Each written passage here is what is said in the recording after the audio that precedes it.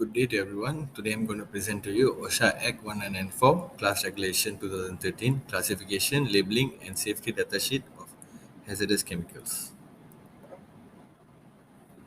Moving on to application, Sub-Regulation 2, Clause 1. Class regulation apply to chemicals supplied for use at place of work, chemicals such as substance and mixture. Exemption. Sub-Regulation 2, Clause 2. Class regulations do not apply to radioactive material, scheduled waste, cosmetic or product cosmetic regulations, chemicals used for R&D trial purposes. Not exceeding 5 kilos, adequate information on the safe use of the chemical is made available. Exemption. Sub-Regulation 2, Clause 2. Manufactured item other than a fluid or particle which forms to a specific shape or design during manufacture has an use function dependent in whole or in part upon its shape or design and use, and under normal conditions of use does not release significant quantity of chemicals which poses physical hazard or risk to health. Exemption. Sub-Regulation 2, Clause 3. Part 2, Classification. Part 3, Packaging. Part 4, Labeling. Part 5, Inventory of class. Regulation do not apply to pesticides. Pesticides Act 1974. Chemical in transit prior to export which is stored at any storage area. Note, for these chemicals only requirements on SDS and CBI apply.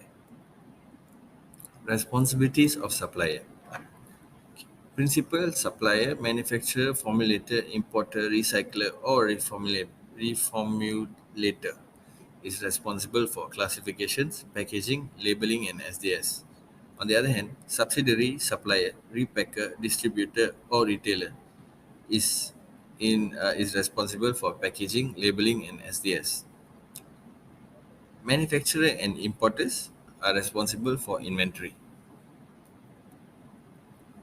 Responsibility of principal supplier. Duty to classify chemicals in accordance with Part 1 ICOP class classified chemicals list, or if not listed, to use methodology specified in Part 2 ICOP class in case of inconsistency in the classification for the same chemicals.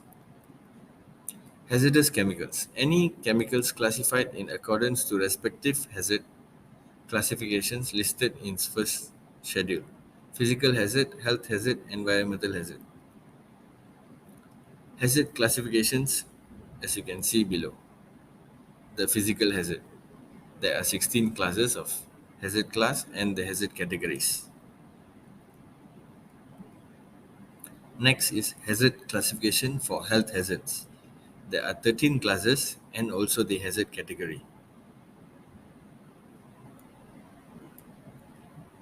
Following on, hazard classification on environmental hazard. There are 3 classes with their hazard category.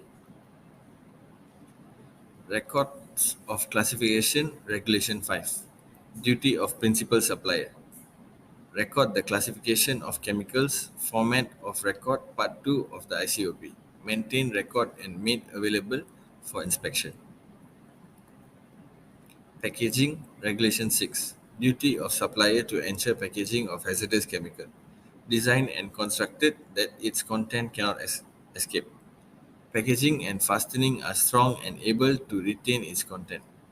Packaging and fastening materials are not susceptible to adverse attack by the content or form harmful/dangerous compound with its content. If fitted with replaceable fastening device, the packaging can be repeatedly fastened without the contents escaping. Seal of packaging, Regulation 7. Initially be closed with a seal in such a way that once the packaging is opened, the seal is broken and could not be repaired. Fastening and seal. Labeling requirements. Sub-Regulation 8, Clause 2. If the container contains lesser than 125 ml, supplier may label it with product identifier, supplier identification, signal word, hazard pictogram if applicable, read SDS before use. Labeling requirements, Sub-Regulation 8, Clause 3 and Clause 4. Information in accordance with hazard classification, hazard pictogram, signal word, and hazard statement as specified in first schedule. Sub-Regulation 8, Clause 1 and Sub-Regulation 8, Clause 2 shall be in accordance with Part 3 of the ICOP. And information is supplied in national language and also English language. If the signal word danger is used, the signal word warning must not be used. Labeling requirements, Sub-Regulation 8, Clause 5 to Sub-Regulation 8, Clause 7. If classified within several hazard classes, all hazard statements should appear on the label unless there is evidence of duplication, redundancy. Where applicable, combined hazard statements specified in third schedule shall be used. Label should be updated within 3 months if there is any changes resulting in a more severe classification. With this, I'll pass it on to my friend Puneswaran. Thank you very much. So thank you, Divekant. So I'll be continuing upon part 4, which is packaging. So under packaging, we have labeling, which is regular starting by Regulation 9. So Regulation 9, it states that about the requirements about hazard pictogram. So according to Regulation 9, hazard pictogram should have a black symbol with a white background and a red border. It should be in a diamond shape with sides tilted at the 45-degree angle to the horizontal line, and 1/15 of the area of label, but not less than 100 millimeters square. So there is the example of what you should need to have as a hazard pictogram. And then following that, the following rules of precedence of hazard pictograms and hazard statements on label appliances. For physical hazard, if the exploding bomb symbol or flame over circle symbol it is used, the flame symbol and the flame over circle symbol shall be optional. But it has an exception where both hazard pictograms of are compulsory, which is flame symbol and flame over circle symbol. It is compulsory for this type of chemicals, which is self-reactive chemicals type B and organic peroxide type B also. So yeah, moving on, which is for health hazard. If the skull crossbone pictogram is used, the hazard pictogram of exclamation mark shall not be used. So goes to the corrosion pictogram or the health hazard. If both of these are used, it must not be accompanied with the exclamation mark. As you can see, corrosion, skull and crossbone, corrosion and health hazard are what to say. It says that it's a severe or a very high risk chemical, but the exclamation mark is only like it only states that it's a caution or it's a warning or it's just a caution. So the severity will be not there. I mean, the severity is not passed down, so that's why it is not accompanied with the exclamation mark. So moving further on, so it's precedence for the allocation of hazard statements. If the classification of a chemical as a hazardous chemical would cause the use of more than one hazard statement on a label, the following rules of precedence shall apply. If hazard statements H410, which is very toxic to aquatic life with long-lasting effects, is assigned in the statement, H400, very toxic to aquatic life, shall not appear on the label. The hazard statement of H314 causes severe skin burn and eye damage is assigned to a statement. The statement H318 causes serious eye damage shall not appear on the label. As you can see by reading, both of H410 and H400 are not similar, as well as H314 and H318 are not similar, or they have less severity than one another. So yeah,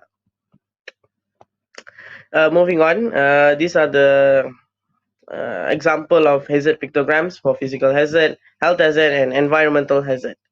So yeah, Moving on, for dimension of label, Regulation 11, it is accompanied with the fourth schedule. This regulation is focusing on the capacity of packages, in which, based on the capacity of package, the dimension of label needs to be in a certain amount, which is for non exceeding 3 liters, it needs to be 52 by 74, and the rest of it, and for the greatest 500 liters, it needs at least to be 148 times by 210 millimeters for the labelation, for the labeling. Moving on, affixing and tagging of label, Regulation 12, sub-regulation 1, 2, and 3. It states that if packaging is a container or contains another container, label shall be firmly affixed to more than one surfaces of the packaging so that label can be read horizontally when the package is set down in its normal position. If the container is more than 125 ml, the label shall be affixed in such manner deemed reasonable by the supplier. And when it's not practicable to label hazardous chemical in view of the nature of the container, it shall be tagged with another label. So yeah, moving on to safety data sheet, part 5. So according to regulation 13, subsection 1, so duty of supplier to furnish updated SDS to chemical recipients for every or each hazardous chemical supplied to their customer, and if there is any mixture of containing hazardous substance at concentration exceeding the cutoff value specified in the fifth schedule, they have to provide safety data sheet. So this is the fifth schedule, and the cutoff value for some of the hazardous class or hazardous chemical class.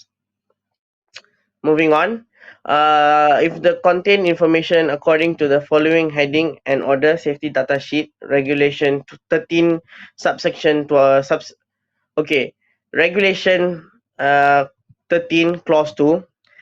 These are the headings. So identification of hazardous chemical, hazardous identification, composition and information of the ingredients, first aid measures, firefighting measures, accidental release measures, handling and storage, exposure control, personal protection, physical, chemical properties, stability, reactivity, toxicological information, ecological, disposal information, transportation, regulatory information, and other information. So these are the headings for the safety data sheet, and the information shall be in accordance with the minimum requirement of SDS as specified in the Part 3 of ICOP. The SDS should be written both in national language and English so that both the locals and the internationals can communicate or understand what's the content of the safety data sheet. So it is also a very compulsory thing that it is revised with the new information on the hazardous chemicals. More than 5 years have elapsed since last date of preparation or the revision directed by the officer. So revised SDS shall be furnished as soon as practicable. Duty to prepare and submit inventory, sub-regulation 14.1 and 2. Duty of importer and manufacturer prepare an inventory of hazardous chemical imported supplied, each quantity of 1 metric ton and above per year each calendar year. Submit an inventory to the Director General not later than 31st March of the following year. Moving on, information in the inventory sub-regulation 14.3, 4 and 5. Inventory contain information on product identifier, name of the hazard chemical, composition and ingredients of hazardous chemical, hazard classification, total quantity supplied or imported. They should be accompanied with the name and ingredient of the hazardous chemicals class, which shall include class number if applicable. Inventory must be maintained in a good condition and orderly manner, and the chemical information management system. Moving on, CIB or CBI on hazardous chemical sub-regulation 15.1 and 2. Name of hazardous chemical must be there with the composition and ingredients of hazardous chemicals. So normally in this statement, this information will be there. But if it is omitted, and usually if it does, it is replaced with the name of generic name of chemical, and also the concentrate and the ingredient concentration becomes the concentration range. So as for disclosing of CBI, the information to be disclosed is to the Director General, OHD, Occupational Health Doctor, and the person who is using or handling the hazardous chemical. It is also that the CBI provides request in writing information used for the protection of the safety and health of the employees. Finally, to disclose the whole regulation, which is classification, labeling of hazardous safety data sheet of hazardous chemicals. So these are the offences and the sub-regulations and the requirements of those sub-regulations and the person who will be involved throughout the whole case. So these are the offences and details. So that's all from us. Thank you so much.